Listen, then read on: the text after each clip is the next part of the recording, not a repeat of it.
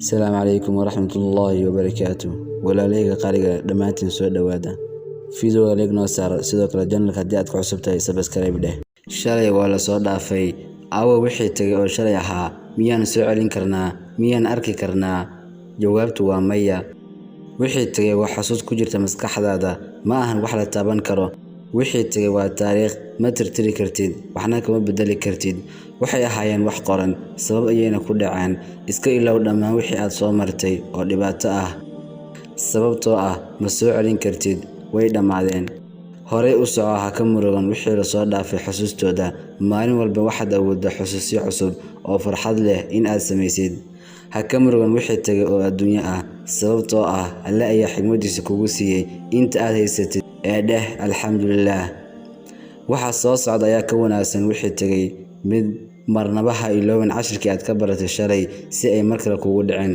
iskana ilaali in aad dhahdid maxaan sidaas u samayn waayay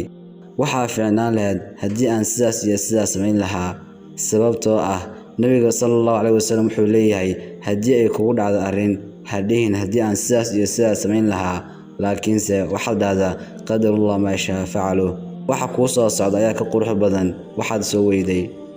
berito lama gaarin mustaqbalkaaga wuxuu ku xiran yahay waxa aad maanta qabato waxa aad maanta rajaynayso iyo filashada dareen guul ee aad mustaqbalka filanayso mana wanaagsana in laga murugoodo waxa kugu dhici doona waayo Alle oo kaliya ayaa og waxay noloshada ku dambeyn doonto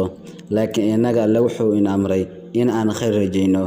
Alle ayaa inoo gargaaray mar walba adigu filo rajo fiican haniyad jabin waad guulaysanaysaa insha Allah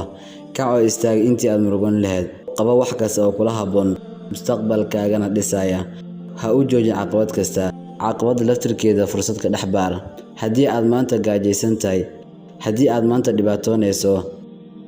biri waad dhargaysaa biri ayaad raaxaysanaysaa ha ka walwal mustaqbalkaaga ee hore u soco ma waxaad hilmaansan tahay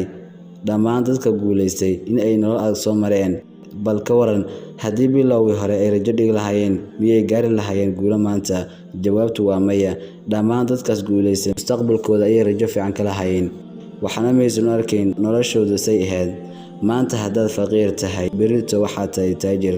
maanta haddaad gaajoonayso berito waad dhargaysaa maanta haddaad raadinaysid berito waad helaysaa maanta haddaad dhibaatoonayso Ilaahay ayaa beri kaa faydaya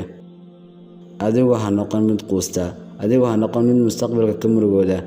adigu ha noqon mid fashilka ka baqa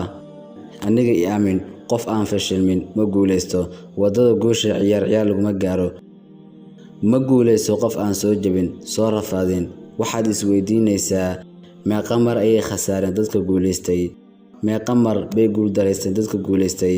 meeqa mar bay murugoodeen dadka guulaystay meeqa mar ayay gaajo ku seexan jireen dadka guulaystay meeqa mar ayaa fikradooda la diiday dadka guulaystay